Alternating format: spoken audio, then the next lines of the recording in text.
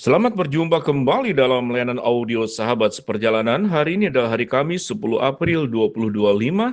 Tema renungan saat teduh kita dengan judul Luar dan Dalam Selaras.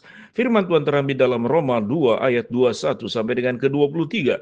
Jadi bagaimanakah engkau mengajar orang lain, tidakkah engkau mengajar dirimu sendiri? Engkau mengajar jangan mencuri, mengapa engkau sendiri mencuri? Engkau berkata jangan berzina, mengapa engkau sendiri berzina? Engkau yang jijik akan segala berhala, mengapa engkau sendiri merampok rumah berhala? Engkau bermegah atas hukum Taurat, mengapa engkau sendiri menghina Allah dan melanggar hukum Taurat itu?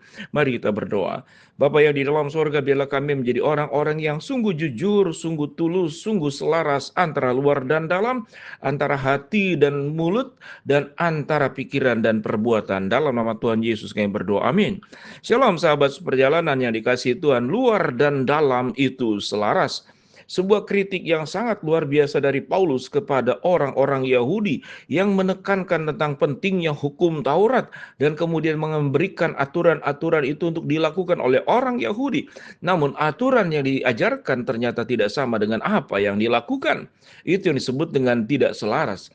Kita tahu dengan jelas pentingnya sebuah kehidupan yang selaras antara luar dan dalam sama, antara perkataan, perbuatan, dan hati selaras, antara pikiran dan juga kemudian apa yang ada di dalam hati terungkap keluar, itu semuanya itu harus selaras. Selaras itu kalau di dalam musik namanya itu adalah satu irama. Satu nada dasar yang sama, satu ketukan yang sama, satu tempo yang sama. Kemudian barulah di dalamnya ada syair, di dalamnya kemudian ada yang namanya itu dinamika. Di dalamnya kemudian ada banyak aspek genre musik yang di dalamnya.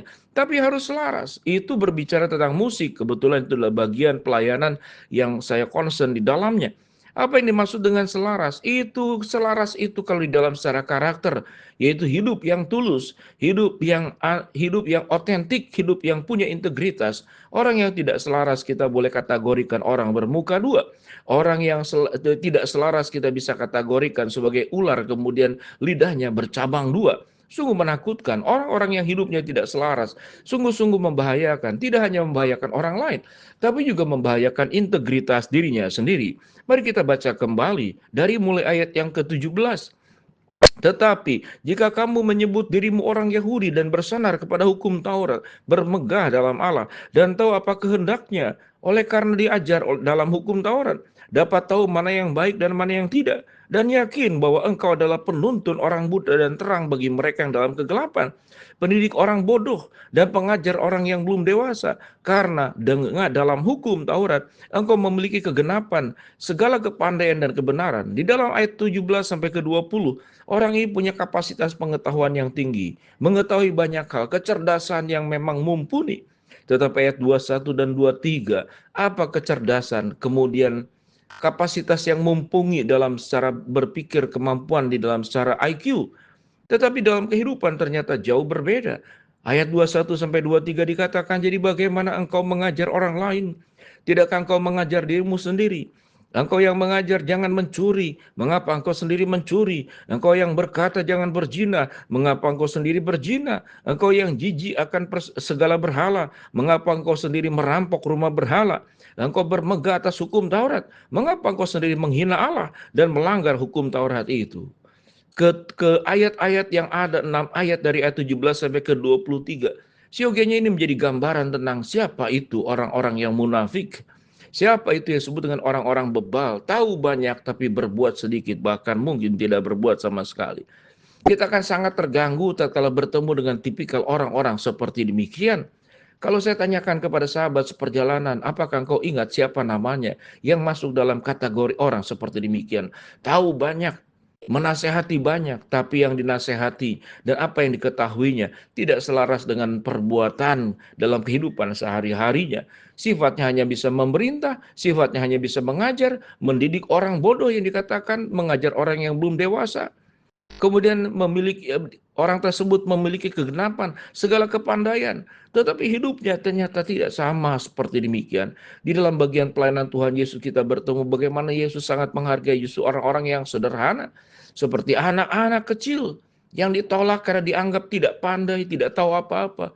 Tapi firman Tuhan berkata, kalau engkau tidak seperti anak kecil ini, engkau tidak akan masuk ke dalam kerajaan surga. Apa yang dimaknai daripada anak-anak ini? Anak-anak punya kepolosan, punya ketulusan, tidak bisa kemudian bersiasat, berstrategi, tidak punya taktik-taktik licik. Kemudian juga apa yang ada dalam pikirannya, menangis, segera menangis, tidak suka, menunjukkan tidak suka. Kata-katanya cenderung jujur anak-anak. Mungkin ada anak-anak tertentu yang tidak dalam kategori seperti demikian. Tapi mayoritas anak-anak seperti demikian yang kita ketahui. Sahabat seperjalanan, kalau luar dan dalam itu perlu selaras, maka inilah yang disebut dengan integritas. Ini yang disebut dengan karakter yang berkualitas. Kita boleh berkata, orang menjadi kaya karena harta, orang menjadi hebat itu karena kedudukan, tapi harta, kedudukan, keterkenalan, popularitas tidak menjamin seseorang punya sebuah integritas antara luar dan dalam itu sama. Kalau kita merasa, dan memang harus merasa dan meyakini, memegang dengan sungguh-sungguh bahwa fakta integritas luar dan dalam itu selaras itu sangat penting. Kita tahu dengan jelas setiap orang yang bekerja, mau ke perusahaan, apalagi negara-negara maju, maka track record, apa yang diperbuat di waktu-waktu sebelumnya, menjadi catatan, selain daripada mungkin titel-titel, gelar-gelar yang dimilikinya, itu tidak menjamin seseorang. Karena gelar itu hanya diselesaikan lewat bangku kuliah. Tapi karakter, komitmen, integritas, itu harus diperjuangkan seumur hidup setiap kita masing-masing. Dari mulai kita mengerti tentang benar dan salah, bagaimana memperjuangkannya, menjalaninya, melakoninya. Dan kita hidup di dalam kebenaran. Antara kata-kata yang kita ajarkan, yang kita ucapkan sama dengan kehidupan yang kita lakukan, maka itu disebut dengan luar dan dalam itu selaras.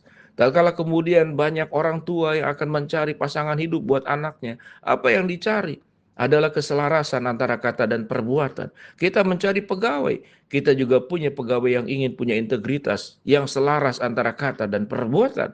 Dan kalau kita memiliki rekan kerja, punya sahabat, betapa pentingnya sebuah kesetiaan, ketulusan, kejujuran, kebersihan, keindahan, tidak hanya kata yang diurai dalam kalimat dan syair dan puisi, tapi diurai dalam kehidupan keseharian yang menunjukkan bahwa kita memiliki pribadi yang menjadi pribadi yang luar biasa. Jangan mengajarkan orang tidak boleh mencuri, tapi yang bersangkutan mencuri. Jangan menuduh orang berzina dan tidak boleh berzina, tapi yang bersangkutan berzina.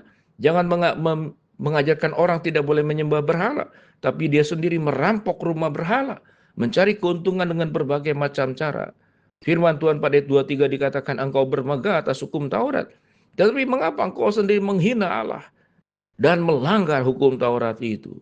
Ayat 17 sampai ayat 23 dari Roma pasal 2. Sioganya menjadi sebuah pembelajaran kepada kita. Betapa pentingnya di atas kepandaian, di atas kekayaan, di atas kedudukan, di atas kehebatan kita. Karunia yang kita miliki. Tapi kalau tidak punya karakter yang berintegritas, karakter yang luar dan dalam itu selaras, maka siogianya kita menjadi pribadi yang punya nilai terlalu rendah di hadapan Allah. Dosa itu tidak hanya berbicara tentang sebuah pelanggaran, tidak mengakui katakanlah teologi, tapi dosa tatkala teologi itu tidak dihidupi dalam setiap kehidupan kita secara nyata.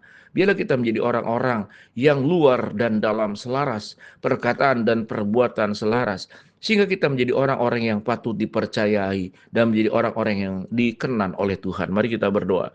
Bapa dalam surga, terima kasih buat kebenaran firman yang kami pelajari. Hamba mau berdoa buat sahabat seperjalanan yang sakit, Tuhan jamah sembuhkan. Sahabat seperjalanan yang sedang menghadapi masalah, Tuhan bukakan jalan. Sahabat seperjalanan yang sedang berdoa mengharapkan sesuatu, Tuhan kabulkan dengan cara dan waktu Tuhan yang terbaik. Dalam nama Tuhan Yesus kami berdoa. Amin.